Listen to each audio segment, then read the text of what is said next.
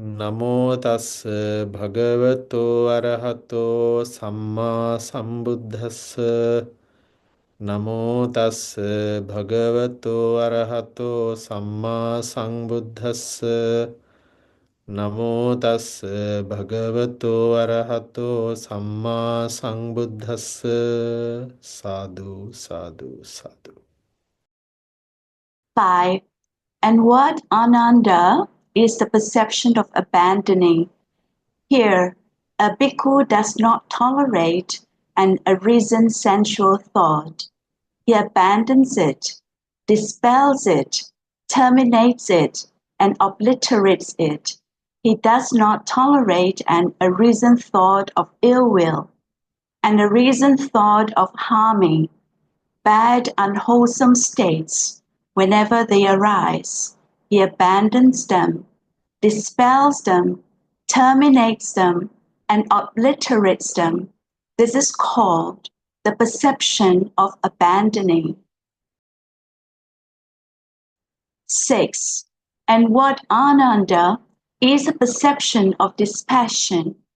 Here, having gone to the forest, to the root of a tree, or to an empty hut, a bhikkhu reflects thus: this is peaceful, this is sublime, that is, the stilling of all activities, the relinquishment of all acquisitions, the destruction of craving, dispassion, nibbana. This is called the perception of dispassion. 7. And what ananda is a perception of cessation. Here, having gone to the forest, to the root of a tree, or to an empty hut, a bhikkhu reflects thus: this is peaceful, this is sublime, this is the stilling of all activities, the relinquishment of all acquisitions, the destruction of craving, cessation, nibbana. This is called the perception of cessation. Thank you, sister. So, number 5, the perception of abandoning. Pahāna saññā. Pahāna means letting go or abandoning. So what we have to abandon or let go? The Buddha says here, a bhikkhu does not tolerate and resent sensual thought. He abandons it, he dispels it, he terminates it, and obliterate it. So then, that is what we have to practice. When we experience sensual thoughts, sensual experiences, how we let them go, give them up. That's a part of vipassana.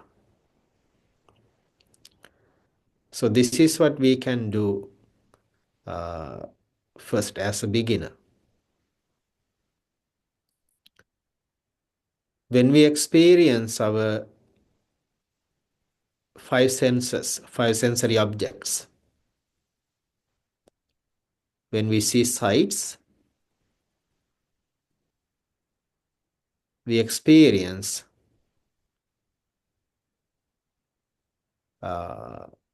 pleasures or displeasures or neutral feelings. Or maybe we like or we dislike and we neutralized. So the liking or desiring or having pleasures is belong to the sensual thoughts. sensual thoughts arise because of our other sensory experiences. And then we let them grow. Having grown them, and later we have unlimited, endless thoughts, which is related to the sensual desire. A practitioner always being mindful, aware of these thoughts, and that person tries to abandon or let go these thoughts, not to entertain them. The practitioner tries to not to hang on with those thoughts, not to chat, and then try to dispel, try to completely remove, and try to terminate. And that person does not tolerate these sensual thoughts, which is a distraction for the practice. That is a hindrance. Remember 5 hindrances? 5 hindrances. The first one is sensual desire. Same thing. So if we let grow, if we let it overpower us, then we cannot continue the practice. It's a distraction. So the practice can be reduced or decreased because of the sensual thoughts. Therefore, a true practitioner, a mindful practitioner, does not let overpower to sensual pleasure oneself. So that person always being mindful and aware of the sensual pleasure. That's how the person abandons the pleasure, sensual pleasures. And then ill will or anger or aversion. That person practices the same way. That because aversion or ill will or anger, hatred, which is related to in different degrees, and they also a distraction. The second hindrance. Also, our sensory experiences are related to that. When we experience an object, if it is not pleasurable, then we show our displeasures or disliking, refusal or rejection or unhappiness. That cultivates, that grows up to a state of ill will or anger, hatred. Then the practitioner, being mindful and aware of not to deal with the ill will because it is harmful. Then the person practices and applies the teachings not to overpower by the ill will or anger. So that's how that person practices. So the opposite of it is like, opposite of ill will is practicing metta or compassion, so forth. And then that's how we avoid it, abandon it. And then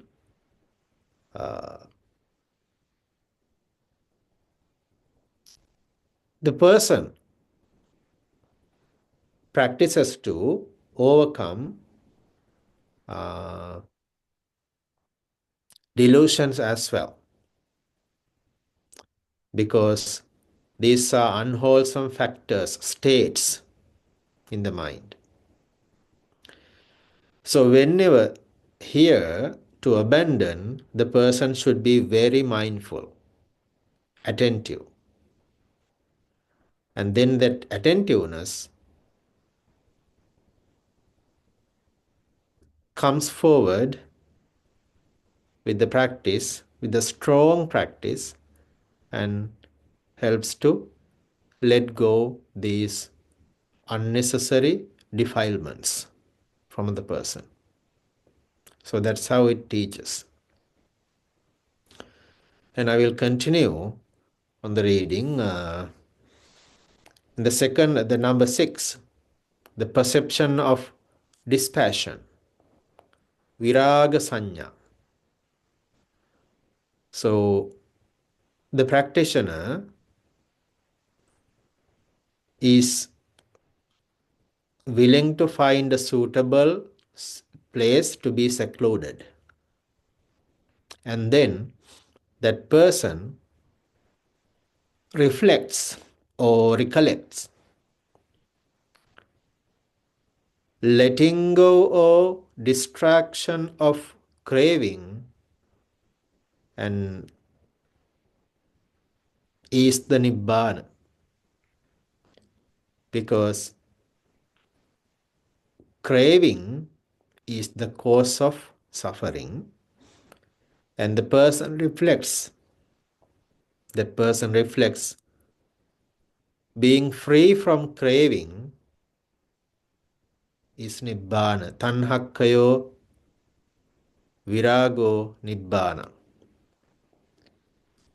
Detaching from craving, being free from craving is nibbāna.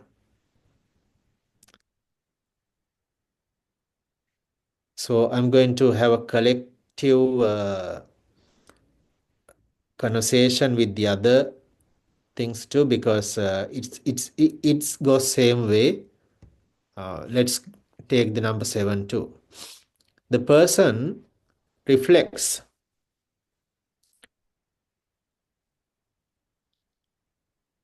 on cessation, nirodha. Tanhakkayo nirodho nibbāna. Detaching from craving is nibbāna, and cessation is completely letting go of craving is also nibbāna. Those are definitions for the nibbāna. If someone asks what is nibbāna, we could answer letting go or detaching from craving is nibbāna. Or cessation of craving or from craving is nibbāna. That's the third noble truth, cessation. So that's a reflection. And I would like to take number 8 as well. The perception of non-delight in the entire world. Anabhirata saññā. A bhikkhu refrains from any engagement and clinging, mental standpoints, adherences, and underlying tendencies in regard to the world, abandoning them without clinging to them. This is called the perception of non-delight in the entire world. Sabba loke anabhirata saññā. The person is trying to see the danger of the world and try to not to engage or attach or cling to the anything of the world, which is a distraction or hindrance for the Nibbāna. Also number 9, and what Ananda is the perception of impermanence in all conditioned phenomena. Here a bhikkhu is repelled, humiliated, and disgusted by all conditioned phenomena. This is called the perception of impermanence in all conditioned phenomena. And the person is completely focusing on nibbana and see the impermanence of all conditions, all the conditions, conditioning things, all the constructions, all the volitions. And that person is completely being shameful to attach to things. And the person disgusts the world, and the person is completely trying to liberate oneself without attaching to anything, seeing the impermanence of the world. So those are the basic understanding of this the recollections, and we can have a conversation around it. Number 6, 7, 8 and 9, they are all connected. They consider as reflection meditations as well, but they are thoroughly the vipassana meditation. We got 2 people for questions. Go ahead, please. Bante, Yes, sister. can I know what's the difference, the first saññā, anicchā saññā, versus the number 9, sabba saṅkhāra, they say all condition is anicca. Right? Yeah, What is the difference? Can you that's a good point. enlighten Yeah. us?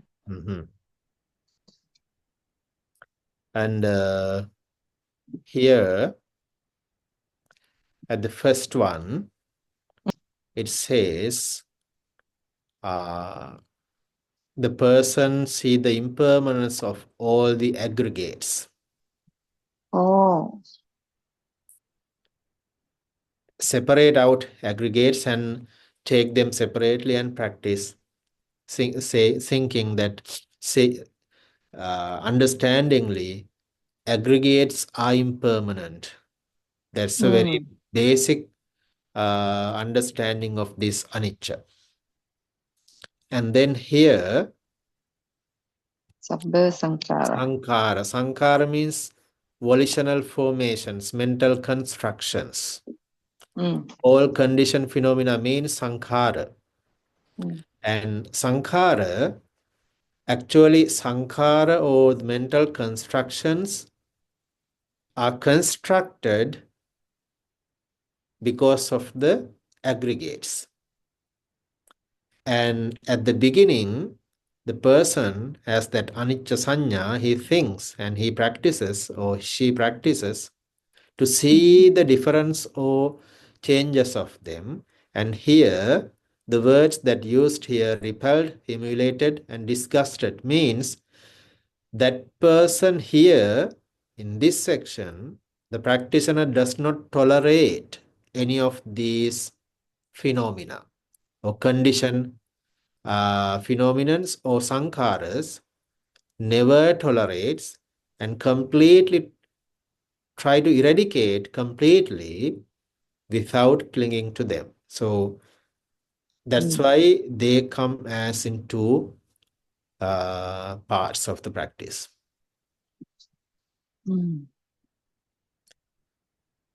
Is that clear for you, or should I describe more? Bante, because in the first one, saṅkhāra, because it's 5 aggregate, saṅkhāra also is inside, saṅkhāra anicca. Yeah.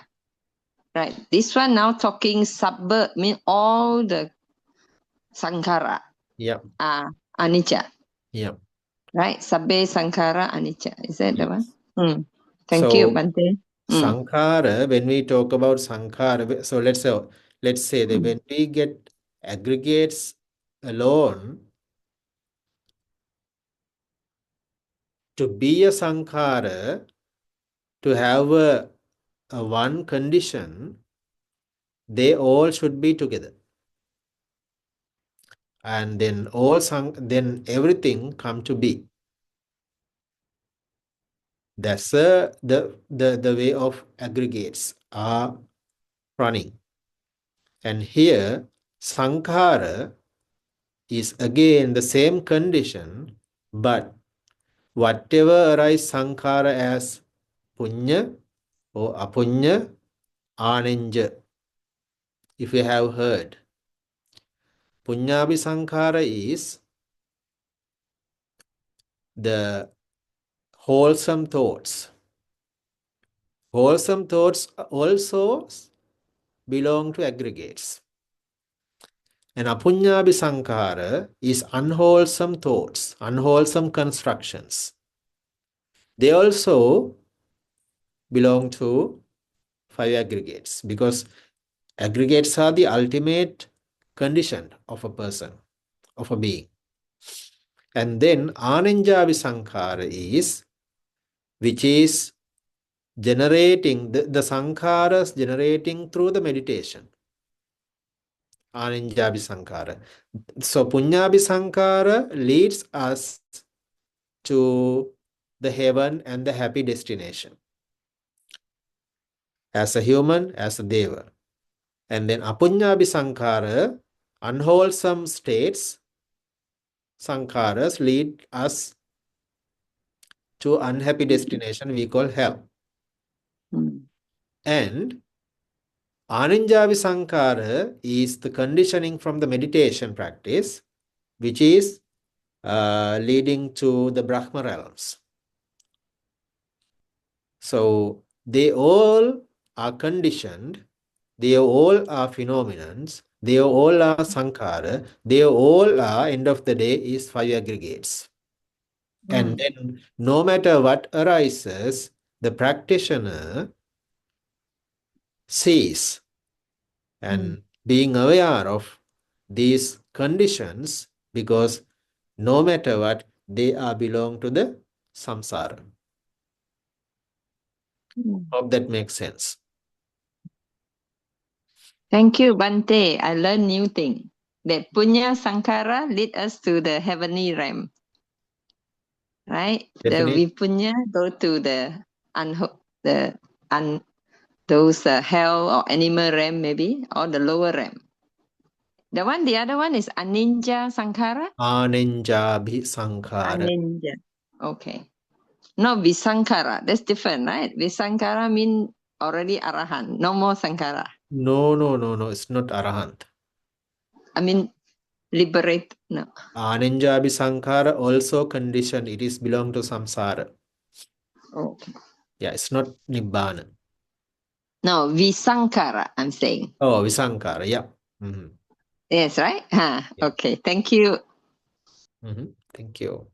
Okay, any other concerns? Well, Bante, thank you for teaching us. Well, to reach until the stage number 9, it takes years of practice. To see all the 5 khandhas is burdensome. Thank you for enlightening me. Thank you. If no any other concerns, we can wrap the program.